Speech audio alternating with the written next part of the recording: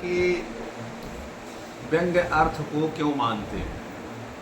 ये प्रश्न होता है कि व्यंजना वृत्ति मानने की कोई ज़रूरत नहीं, वाच्य अर्थ से ही।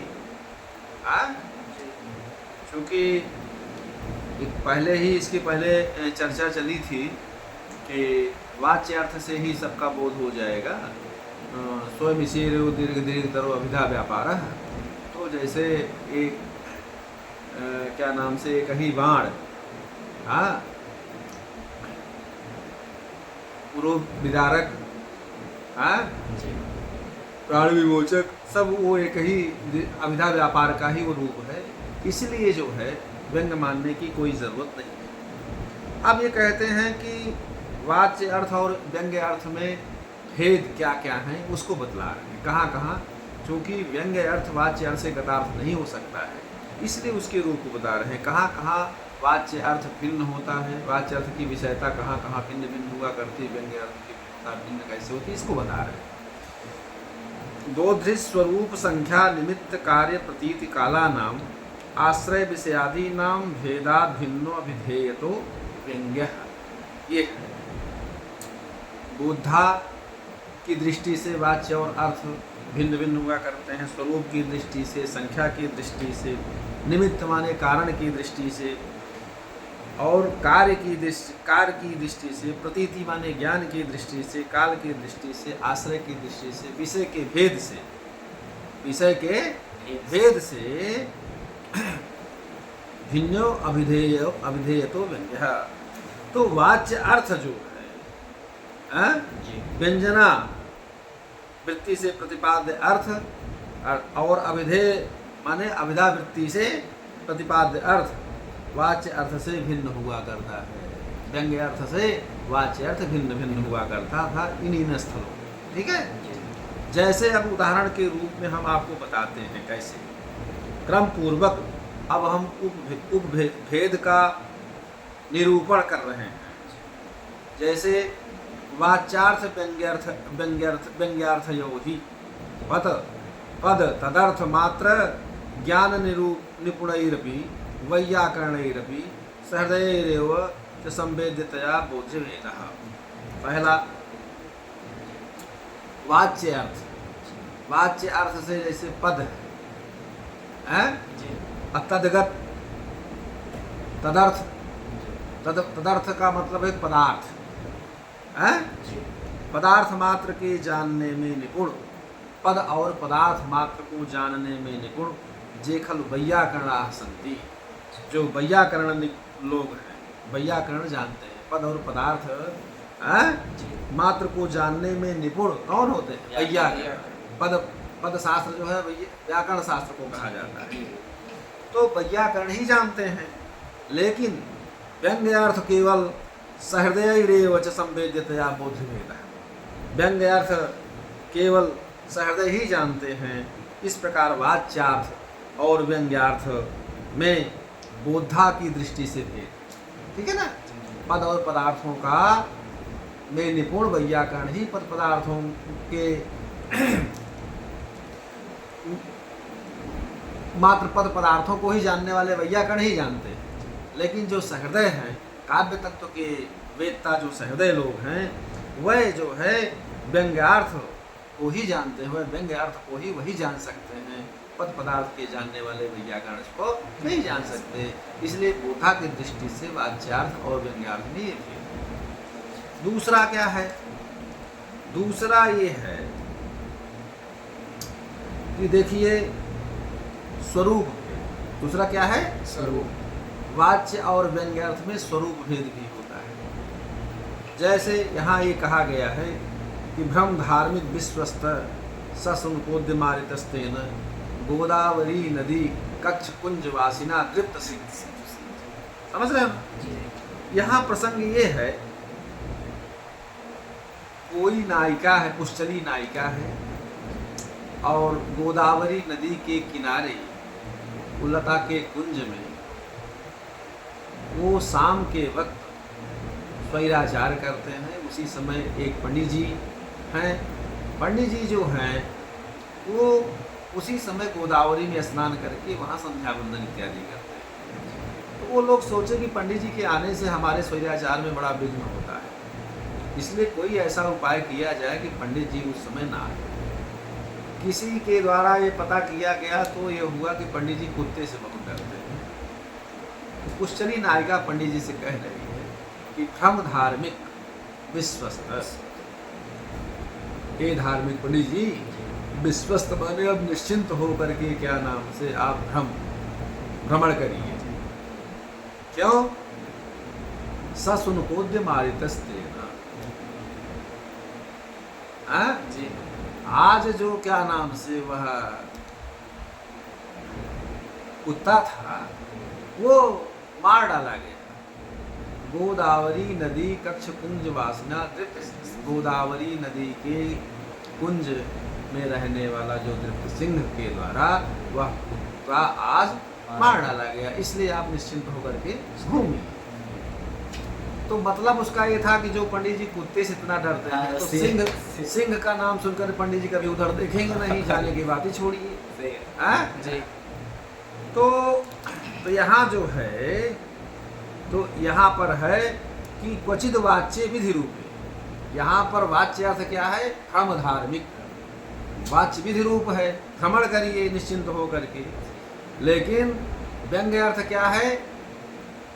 कभी भूल करके भी क्या नाम से इधर की तरफ मत आइएगा, नहीं तो कुत्ते की मौत मारी जाएंगे आप भी। ठीक है ना? तो यहाँ निषेध रूप है। व्यंग्य अर्थ क्या है? तो मतलब यहाँ भ्रमण करो, व्यंग्य अर्थ क्या है? माँ भ्रम, मतलब माँ भ्रम, भ्रमण मत करो। इस प्रकार का मतलब वाच्य विधि रूप है और व्यंग्य निषेध रूप है। समझ रहे कि नहीं? उसी तरह से जैसे अब ये भी है, तो कहीं पर वाच्य जो है विधि रूप होने से निषेध रूप व्यंग्य जो है कहीं निषेध रूप होता है। जैसे निश्चय सच्चित चंदन स्तन तटम निर्मिष्ट रागोधरो नेत्रे दूर मनंजने पुलंदा तन्वीत एवं तनु मिथ्यावादी विरोध जनस अज्ञात पीडाग में वापिम स्नात मितो गतासी न पुनस्तस्याधमस्यांतिकम। तो इसमें है कि तस्याधमस्यांतिकम न गतासी, तो उस समय तुम उसके पास नहीं गई। तो विधि रूप जो है वाच्य विधि निषेध रूप है। वाच्य जो है निषेध रूप है कि तुम उस अधम के पास नहीं गई हो उस समय। और निषेध और व्यंग्य अर्थ जो है तस्याधमस्यैव अंतिकम गतासी, तुम उस अधम के समीप ही तुम गई हो, अर्थात दूसरे के पास है तुम उसी के पास गए हो। तो व्यंग्यार्थ विधि रूप है। समझ रहे हो नहीं? इस प्रकार वाच्यार्थ और व्यंग्यार्थ के स्वरूप भेद भी है, उसके स्वरूप का भी भेद है। इसलिए वाच्यार्थ से व्यंग्यार्थ गतार्थ नहीं हो सकता, उसमें भेद है। ठीक है ना? अब कहा गतोस्त मरकह,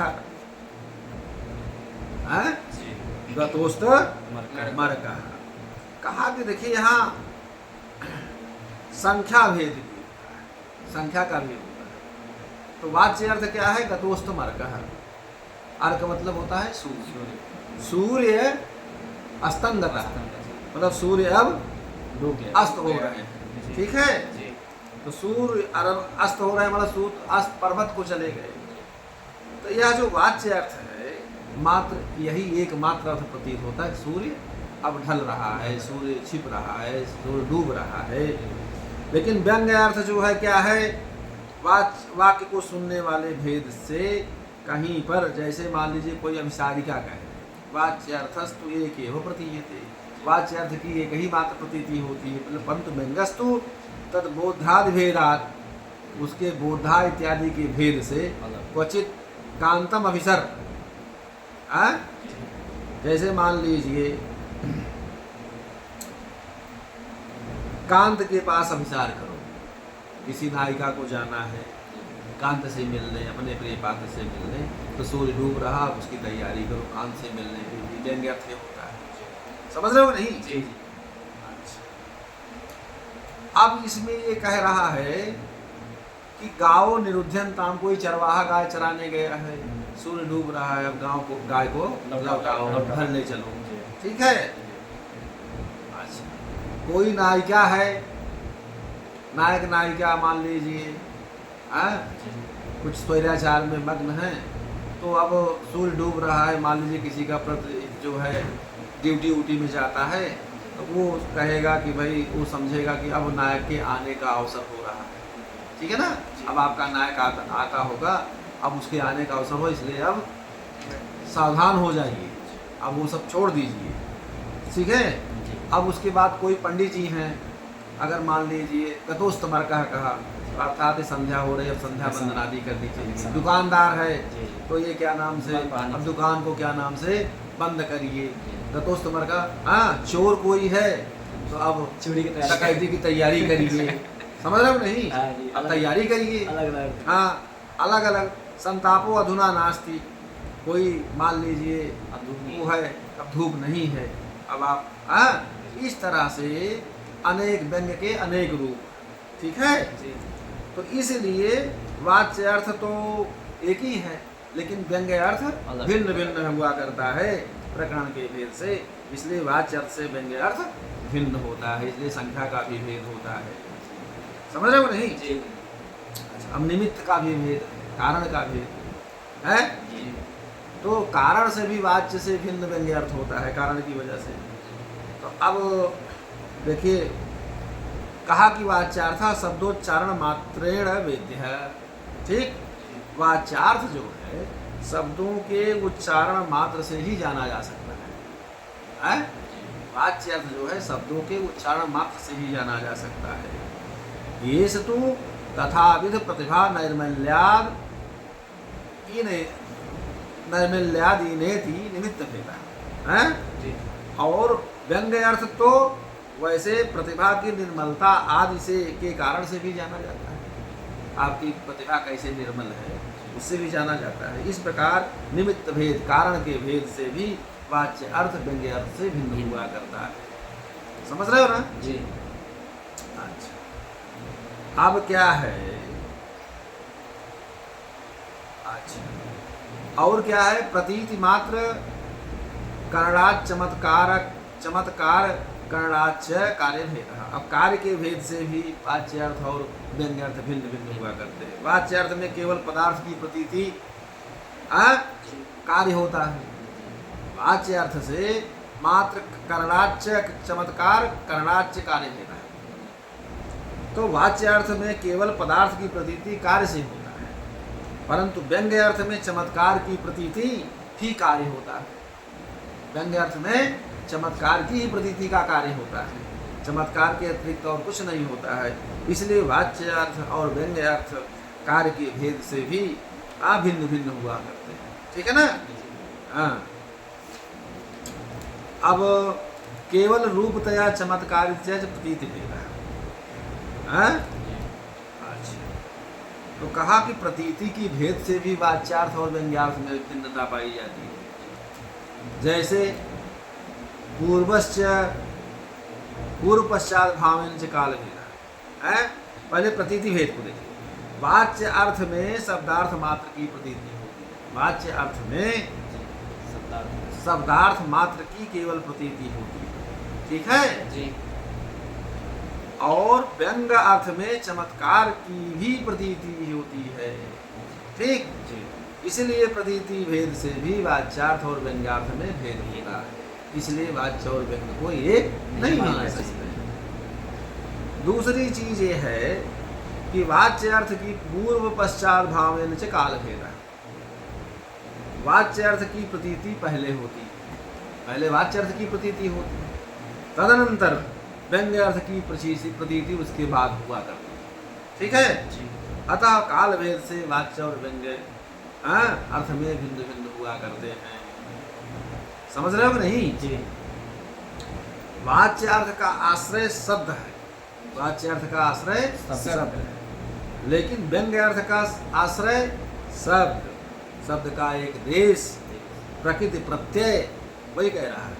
शब्द आश्रयत्वेन शब्द तदेक देश तदर्थ वर्ण संघटनाश्रयत्वेन चाश्रय भेद। आश्रय भेद से भी क्या नाम से वाच्यर्थ और व्यंग्यार्थ भिन्न भिन्न हुआ करते हैं, क्योंकि वाच्यर्थ का आश्रय शब्द होता है, व्यंग्यार्थ का शब्द, शब्द का एक देश, प्रकृति और प्रत्यय, शब्दार्थ वाच्यार्थ लक्षार्थ वर्ण गुणों के अभिव्यंजक, वर्ण समूह, संघटना, रचना, ये सब आश्रय भेद होते हैं, इसलिए वाच्यार्थ और व्यंग्यार्थ में ये भिन्नता होती है। इसलिए क्या नाम से वाच्यार्थ को व्यंग्यार्थ से भिन्न ही मानना चाहिए, एक नहीं माना जा सकता है।